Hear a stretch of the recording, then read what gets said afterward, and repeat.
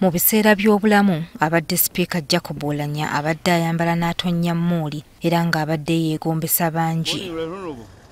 Ku bintu Oulanyah by'abadde taggwa kwambala ettaayi ekika kya bottaayi.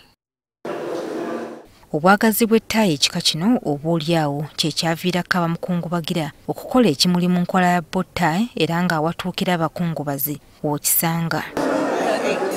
Ng'enteekateeka y'okumukungubagira mu palamenti olunaku lw'enkya egenda mu maaso, abamu ku babaka beetegese okwambala bottaayi ssaako ne ku Lwokusatu omubiri gwe gunaatwalibwa e Kololo. Ettaayi zino Olwaleero zibadde zettanirwa bazigula ku palamenti ng'obwedda bazigula beeroboza.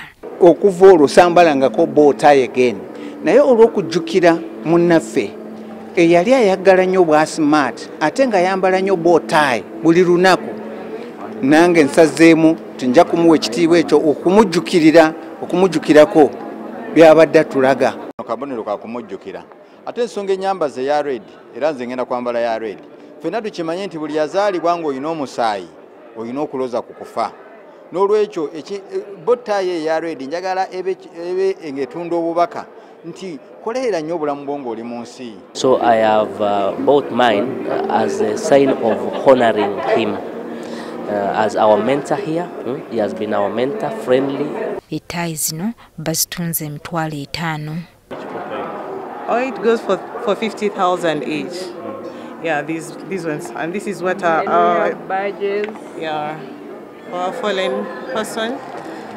Abamu babitaddemu n'ebyobufuzi nga bagula langi ezeekuusa ku bibiina byabwe. Ttaayi nguze ya yero lwakuba eno kye kibiina kyange ate kibadde kibiina kya ekitiibwa Right Honorable Jacob Oulanyah kubanga yali ayagala ekibiina kye President Museveni. Twagala kwambala bottaayi kuba omukuluzi abadde ayambala naye ate sijja kwambala ya yero, sazeewo kala yange. Abalala bazze bazeenaanise okwongera okwefaanaanyirizaako omugenzi. Nali nkolesa long ties. Kusooka okufa kwa Oulanyah kutulaze ngu Oulanyah ebyabadde akola tubitwale mu maaso. Omubiri gw'omugenzi Oulanyah gwakutwalibwa ku palamenti olunaku lw'enkya we gugenda okusula olwo ku Lwokusatu gutwalibwe ku kisaawe Kololo.